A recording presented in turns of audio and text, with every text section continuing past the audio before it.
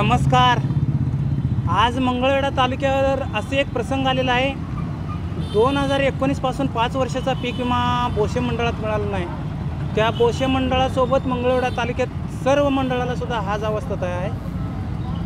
हे मंगळवेढा तालुक्यातील कोणी दखल घेतलेलं नाही, म्हणून आम्ही वारंवार पाठपुरावा करून देखील सरकार या पाठपुराव्याकडे पाठ फिरवलेला आहे। म्हणून आम्हाला आज आंदोलनात उतरावं लागलं आहे।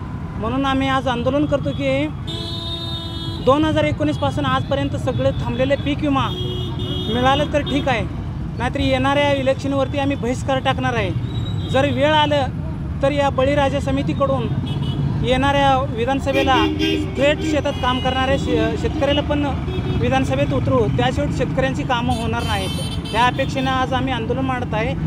आणि काय कंपनीच्या नियमानुसार काही शेतकरी क्लेमसुद्धा केलेले आहेत, ते क्लेमनुसार त्यांना पीक विमासुद्धा मिळाला नाही।